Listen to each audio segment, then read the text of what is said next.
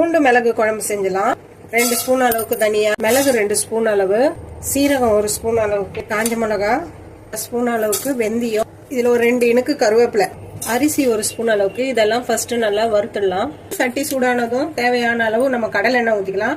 எண்ணெய் கொஞ்சம் தாராளமாவே ஊத்திக்கலாம். கடுகு, சீரகம், சோம்பு, கடலைப்பருப்பு எல்லாத்தையும் போட்டுக்கலாம். காஞ்ச மிளகா 3 அளவு பூண்டு உரிச்சு வச்சுக்கலாம், அதையும் போட்டுக்கலாம். வடகம் இந்த அளவு வதங்கினோடனே தக்காளி போட்டுக்கலாம். தக்காளி வதங்க தேவையான அளவு கல் உப்பு போட்டுக்கலாம். நம்ம 2 கட்டி அளவு பூண்டை அரைச்சி வச்சுக்கோம், அதையும் போட்டுப்போம். மஞ்சத்தூள், மசாலா வறுத்து பவுடர் பண்ணது, தேவையான அளவு உப்பு, எலுமிச்சை சைஸ் அளவு புளி கரைச்சி வச்சிருக்கோம், அதையும் ஊற்றிக்கலாம். அளவுக்கு நல்லா சுண்டி வரட்டும். ஊற்றின எண்ணெய்லாம் நல்லா பிரிஞ்சு வந்துடுச்சு. இப்போ ஒரு 1/2 ஸ்பூன் அளவு நாட்டு சக்கரை போட்டுக்கலாம். நம்மளோட பூண்டு மிளகு குழம்பு ரெடி ஆயிடுச்சு. இது சூடான சாப்பாடுல 1 ஸ்பூன் அளவு போட்டு சாப்பிட்டாலே அவ்வளோ நல்லா இருக்கும். நல்ல வீடே மணக்கிற அளவுக்கு இருக்குங்க. ஒரு வாட்டி இந்த மாதிரி ட்ரை பண்ணி